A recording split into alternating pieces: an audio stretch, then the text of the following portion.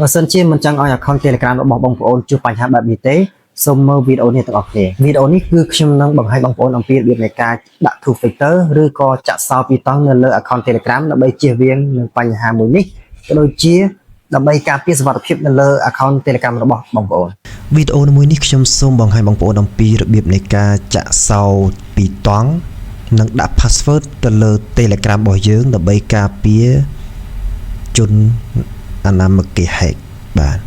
ជាមុនដំបូងបងប្អូនធ្វើការចូលទៅក្នុង Telegram របស់យើងមកបាទយើងចូលទៅក្នុង Telegram របស់យើងបាទបន្ទាប់មកបងប្អូនធ្វើការចូលកន្លែង 3 នេះបាទនៅក្នុងទូរស័ព្ទដៃឬកុំព្យូទ័ររបស់យើងគឺដូចគ្នាបាទចូលមកបាទយើងចូលកន្លែង 3 នេះមកបន្ទាប់មកបងប្អូនយកពាក្យថា setting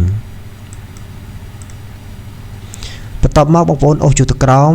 យកពាក្យថា privacy and security បាទមកដល់កន្លែងនេះគឺបងប្អូនត្រូវយកពាក្យថា two step verification បាទកន្លែងនេះគឺជាកន្លែងដែលយើងដាក់ password បងប្អូនចូលកន្លែងហ្នឹងមកបាទបន្ទាប់មកវាចេញនឹងចេញបែបនេះហើយបងប្អូនចុចពាក្យថា set password មក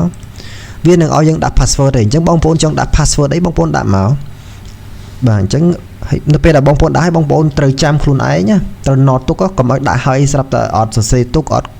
កត់ទុកហ្នឹងគឺថ្ងៃក្រោយទៅនៅពេលដែលយើងដូរទូរស័ព្ទឬក៏ដាក់ទៅលើកុំព្យូទ័រផ្សេង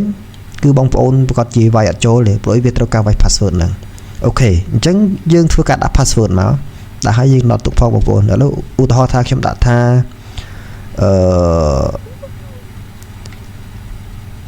SH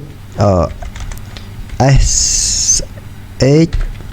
1 2 3 4 5អញ្ចឹងទៅឧទាហរណ៍សំខាន់បងប្អូនដាក់អក្សរផងដាក់លេខផងណាបាទបន្ទាប់មកបងប្អូនចុចសញ្ញាប្រូនេះមកបន្ទាប់មកកន្លែងនេះគឺយើងត្រូវវាយដូចគ្នាមិញបងប្អូនវាយអីគេបាទ SH បាទ SH 1 2 3 4 5បាទហើយបន្ទាប់មកធ្វើការចុចទៅមុខទៀតមកបាទកន្លែងនេះគឺបងប្អូនមិនបាច់ដាក់កន្លែងនេះក៏បានដែរកន្លែង hint password នេះបងប្អូនធ្វើការ skip ចោលទៅបាទ skip កន្លែងនេះខាងក្រោមពេកខាងឆ្វេងដៃបាទ skip ចោលវាទៅបាទកន្លែងនេះគឺវាទាមទារឲ្យយើងដាក់ recover email អញ្ចឹងបងប្អូនធ្វើការដាក់ email មកជាធម្មតាបងប្អូនប្រកាសជាមាន email ប្រើបន្តខ្លួនហើយតែបើសិនជាបងប្អូនមិនមានអាហ្នឹងក៏រៀងពិបាកដែរ